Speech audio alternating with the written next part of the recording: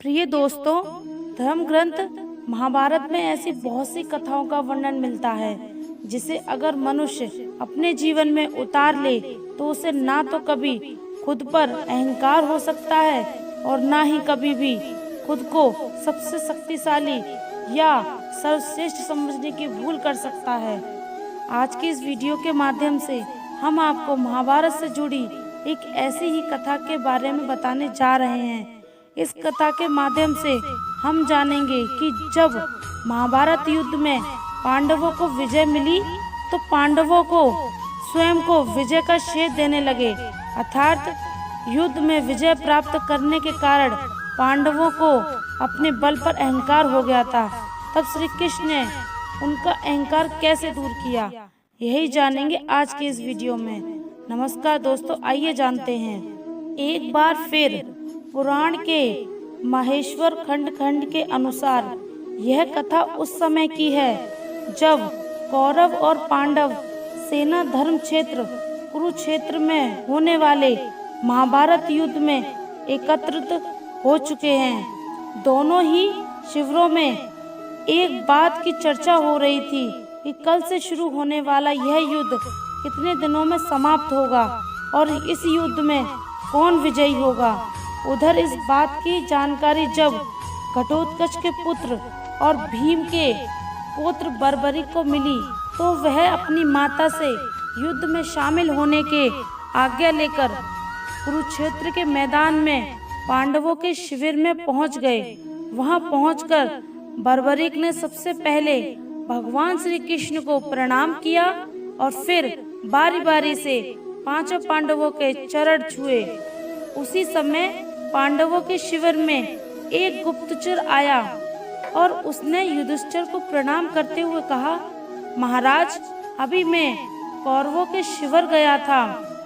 वहां मैंने सुना कि राजकुमार दुर्योधन अपने पक्ष के महारथियों से पूछ रहे थे कि कौन सा योद्धा कितने दिनों में सेना सहित पांडु पुत्रों का वध कर सकता है। जिसके बाद सर्वप्रथम आप लोगों के पितामह और कौरव सेना के प्रमुख सेनापति भीष्म ने कहा कि आप पांचों भाई को और आपकी सेना को एक माह में समाप्त कर सकते हैं। फिर गुरु द्रोणाचार्य ने कहा कि मैं सेना सहित पांचों पांडवों को 15 दिन में समाप्त कर सकता हूँ। इसके बाद अश्वत्थामा ने कहा कि आपके पांचों भाइयों और आपकी सेना का 10 दिन में नष्ट कर सकता हूँ और अंगराज कर्ण की बातों पर विश्वास करें तो वह आप सभी को केवल 6 दिनों में मार सकते हैं। तो चर की यह बातें सुनकर युधिष्ठिर चिंतित हो उठे और उन्होंने गुप्तचरों को शिविर से बाहर जाने को कहा। फिर जब गुप्तचर चला गया तब युधिष्ठिर ने अपने चारों भाइयों से पूछा कि अनुज, तुम लोग होने वाले इस युद्ध को कितने दिनों में समाप्त कर सकते हो। अपने ज्येष्ठ के मुंह से ऐसी बातें सुनकर चारों भाई एक दूसरे को देखने लगे। उन लोगों को यह समझ नहीं आ रहा था कि इस प्रश्न का क्या जवाब दें। तब अर्जुन बोले, हे पितामह, भीष्म और गुरु द्रोणाचार्य ने जो घोषणा की है वह सर्वथा असत्य है, क्योंकि जय और पराजय में पहले से ही किया हुआ निश्चय झूठा होता है।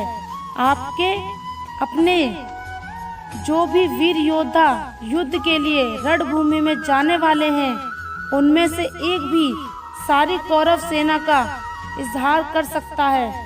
ज्येष्ठ हमारे पक्ष के योद्धाओं के डर से कौरव और उनकी सेना इस प्रकार भाग जाएंगी जैसे शेर के डर से मृग भाग जाता है। बूढ़े पितामह भीष्म, वृद्ध गुरु द्रोण और कृपा तथा अश्वत्थामा से हमें क्या भय। फिर भी आपकी चित्त को शांत नहीं मिल रही है तो मैं आपको बता दूं कि मैं अकेला ही युद्ध में सेना सहित समस्त कौरवों को एक ही दिन में नष्ट कर सकता हूँ। उधर अर्जुन के मुंह से ऐसी बातें सुनकर शिविर में मौजूद घटोत्कच के पुत्र बर्बरिक से रहा नहीं गया। उसने अर्जुन से कहा, पितामह, अभी आपने जो कहा है वह सही नहीं है, क्योंकि मैं आपके शत्रु अर्थात सेना सहित समस्त कौरवों को कुछ ही पलों में नष्ट कर सकता हूँ। बर्बरिक के मुंह से ऐसी बातें सुनकर शिविर में मौजूद सभी योद्धा आश्चर्यचकित हो गए और उनकी आंखें लज्जा से झुक गईं। तब भगवान कृष्ण ने कहा कि पार्थ, बर्बरिक ने अपनी शक्ति के अनुरूप ही बात कही है, क्योंकि इसके पास ऐसी शक्ति मौजूद है जो कुछ पल में ही होने वाले इस युद्ध को समाप्त कर सकती है। फिर श्री कृष्ण ने बर्बरिक से कहा कि हे वत्स, भीष्म, द्रोण और कर्ण जैसे महारथियों से सुसज्जित कौरवों की सेना को तुम इतना शीघ्र परास्त कैसे कर सकते हो? तुम्हारे पास ऐसा कौन सा अस्त्र है? कृपा करके हमें भी बतलाओ। तब बर्बरिक ने श्री कृष्ण से दोनों हाथ जोड़ते हुए कहा, प्रभु, आप जो मेरे तरकश में ये 3 बाण देख रहे हैं, इन बाणों की सहायता से मैं पल भर में अपने शत्रुओं को नष्ट कर सकता हूँ। तब श्री कृष्ण बोले कि पुत्र बर्बरिक, मैं कथनी पर विश्वास नहीं करता, मुझे प्रमाण चाहिए। तब बर्बरिक ने कहा, प्रभु, आप ही बताइए कि मैं आपके सामने कैसे खुद को किस प्रकार प्रमाणित करूं। श्री कृष्ण शिविर में मौजूद 5 पांडव भीमपुत्र घटोत्कच और बर्बरिक को लेकर एक ऐसे स्थान पर गए जहां एक पीपल का एक विशाल वृक्ष था। जहां पहुंचकर श्री कृष्ण ने बर्बरिक से कहा, बर्बरिक, यह पीपल का पेड़ देख रहे हैं? इस पेड़ पे जितने भी सूखे पत्ते लगे हैं वही तुम्हारा लक्ष्य है। अगर तुमने इन 3 बाणों से इस लक्ष्य को भेद दिया तो मुझे तुम्हारी वीरता पर कोई संदेह ही नहीं रह जाएगा। श्री कृष्ण की बातें सुनकर बर्बरिक ने कहा, आपकी जैसी आज्ञा प्रभु। फिर उसने अपने तरकश से लक्ष्य को चिन्हित करने के लिए एक बाण निकाला और धनुष की प्रतीक्षा पर चलाकर उसे पीपल के पेड़ पर छोड़ दिया। पल भर में ही वह बाण उस पीपल के पेड़ पर मौजूद सभी सूखे पत्तों को चिन्हित कर एक तरकश में लौट आया। उस बाण के वापस आते ही बर्बरिक ने जैसे ही उन पत्तों को काटने के लिए अपना दूसरा बाण तरकश से निकाला, उसी समय एक चिन्हित हुआ सूखा पत्ता धरती पर आकर गिर गया, जिसे भगवान श्री कृष्ण ने अपने पांव के नीचे छुपा लिया। उधर पहले की भांति बर्बरिक ने दूसरे बाण को धनुष की प्रतीक्षा पर चढ़ाकर पीपल के पेड़ पर छोड़ दिया। देखते ही देखते बर्बरिक के इस बाण ने पल भर में उन्हीं सभी पीपल के पत्तों को काट दिया जिन्हें पहले बाण ने चयनित किया था। परंतु बर्बरिक का दूसरा बाण वापस आने की वजह श्री कृष्ण के पांव के नीचे जाकर रुक गया। यह देखकर बर्बरिक ने कहा श्री कृष्ण से कि प्रभु, आपने मेरे द्वारा चिन्ह इस पत्ते को अपने पैरों के नीचे छुपा रखा है। कृपा करके अपना पांव हटा दीजिए, क्योंकि मेरे यह बाण अपने लक्ष्य से नहीं चूकते। बर्बरिक ने यह बातें सुनकर भगवान श्री कृष्ण मुस्कुराए और फिर उन्होंने बर्बरिक से कहा, पुत्र बर्बरिक, यह प्रमाणित हो गया कि तुम पल भर में ही इस युद्ध को समाप्त कर सकते हो, किंतु अब तुम्हारा जीवित रहना धर्म के अनुकूल नहीं है। यह सुनकर घटोत्कच और 5 पांडव हैरान रह गए। फिर सभी श्री कृष्ण के पास आए और उन्होंने बोले कि हे वासुदेव, आप ये क्या कह रहे हैं? यह तो हमारे लिए अच्छी बात है कि बर्बरिक हमारे पक्ष से युद्ध में भाग लेगा। तब श्री कृष्ण बोले, आप लोगों को जैसा दिख रहा है वह सत्य नहीं है। अर्जुन बोले, तो फिर सत्य क्या है? वासुदेव तब श्री कृष्ण ने जवाब दिया, आप लोगों को सारी सच्चाई बर्बरिक ही बताएंगे। श्री कृष्ण ने कहे अनुसार बर्बरिक ने सच बताते हुए कहा कि प्रभु, श्री कृष्ण सही कह रहे हैं, क्योंकि मैंने अपनी माता को वचन दे रखा है कि जो भी पक्ष इस युद्ध में निर्बल होगा मैं उस पक्ष से युद्ध करूंगा।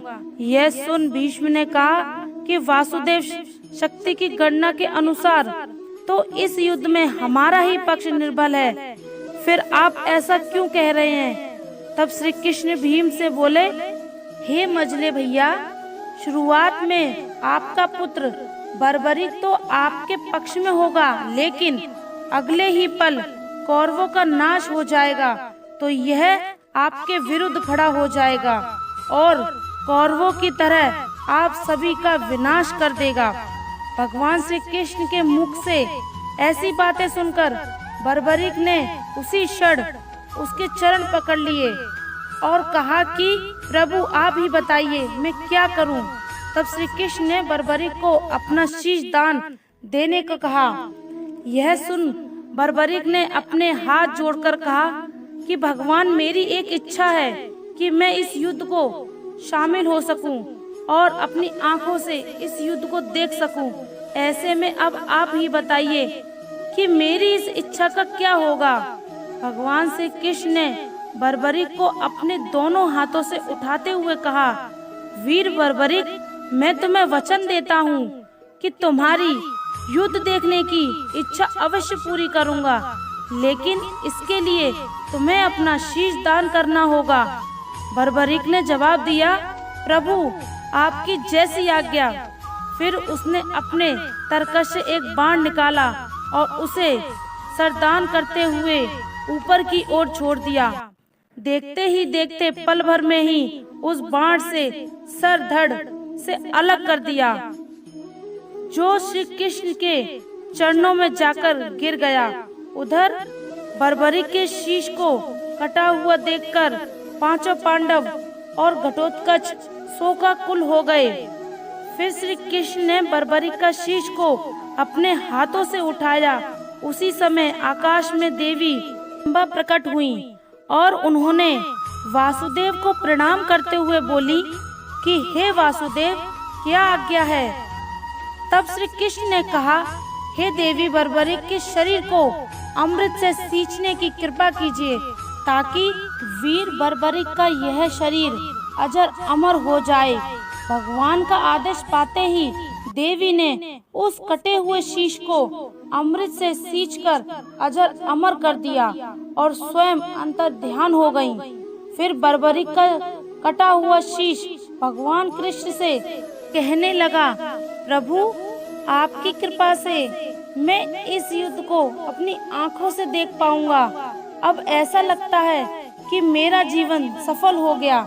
इसके बाद कृष्ण ने बर्बरीक के शीश को कुरुक्षेत्र मैदान में एक पर्वत की चोटी पर स्थापित कर दिया। उसने बाद कृष्ण ने कहा कि हे शीशदानी, हे वीर बर्बरीक, तुम पर्वत की इस चोटी से कल से शुरू होने वाले धर्म युद्ध को देखोगे और तुम ही एकमात्र इस युद्ध के साक्षी रहोगे। तुमसे ही आने वाली पीढ़ी इस धर्म युद्ध की कथा को जान पाएगी। हे शीशदानी, आज मैं अपना नाम देता हूँ और अपनी शक्ति भी देता हूँ, जिसके बाद तुम खाटू श्याम के नाम से जाने जाओगे और कलयुग में भी तुम्हारी पूजा, श्रद्धा और भक्ति से जो भी करेगा उसकी सभी कष्ट दूर हो जाएंगे। अगले दिन कुरुक्षेत्र के मैदान में कौरवों और पांडवों के बीच महाभारत का धर्म युद्ध शुरू हो गया, जो 18 दिनों तक चला। इस युद्ध में कौरव पक्ष के सारे महारथी मारे गए और पांडवों को जीत मिली। पांचों पांडव समेत भगवान श्री कृष्ण शिविर में लौट आए और कुछ दिनों बाद पांचों पांडव युद्ध में मिली जीत का श्रेय खुद को देने लगे। सभी में बहस छिड़ गई कि इस वजह से जीत मिली है। तब श्री कृष्ण बोले, इस बात का जवाब तो वही दे सकता है जिसने इस युद्ध को, सभी घटनाओं को अपनी आंखों से देखा है। इतना कहते ही पांचों पांडव समेत समझ गए वासुदेव बर्बरीक की बात कर रहे हैं। फिर श्री कृष्ण और पांचों पांडव पर्वत पर पहुँचे, जिसकी चोटी से संपूर्ण महाभारत युद्ध देखा था। वह पहुंचने पर बर्बरीक ने श्री कृष्ण और पांचों पांडवों को प्रणाम किया और फिर श्री कृष्ण से पूछा, भगवान आप यहाँ किस उद्देश्य से आए हैं? कृष्ण ने कहा, वीर बर्बरीक, तुम्हारे पांचों पितामह स्वयं को इस युद्ध में जीत का श्रेय दे रहे हैं, लेकिन वास्तविकता क्या है ये केवल तुम ही उन्हें बता सकते हैं। अब बर्बरीक ने कहा, पितामह आप लोग किस आधार पर युद्ध में मिली जीत का श्रेय दे रहे हैं, जबकि सत्य तो यह है कि आप सभी किसी से लड़ ही नहीं रहे थे। वास्तव में मेरे प्रभु श्री कृष्ण लड़ रहे थे। उन्होंने ही ये युद्ध लड़ा जिसमें यह खुद ही जीते और खुद ही हारे भी। बर्बरीक की यह बातें सुनकर पांचों पांडवों का सर लज्जा से झुक गया। फिर युधिष्ठिर ने श्री कृष्ण से बोले कि हे वासुदेव, हमें क्षमा कर दें, हम सभी को अभिमान हो गया था। अब हम जान गए हैं कि इस युद्ध में जो भी हुआ वह आपकी मर्जी से हुआ। इसके बाद हम सभी अपने महल में लौट आए। इसलिए कहा जाता है दोस्तों, मनुष्य को कभी भी किसी भी चीज का अभिमान नहीं करना चाहिए, क्योंकि हम सब उस परमात्मा की कठपुतली हैं। प्रिय दोस्तों, आशा करती हूँ कि आपको मेरी ये वीडियो पसंद आई होगी। अगर आप मेरे चैनल पर नए हैं तो चैनल को सब्सक्राइब करें और कमेंट में जय श्री श्याम लिखें। धन्यवाद।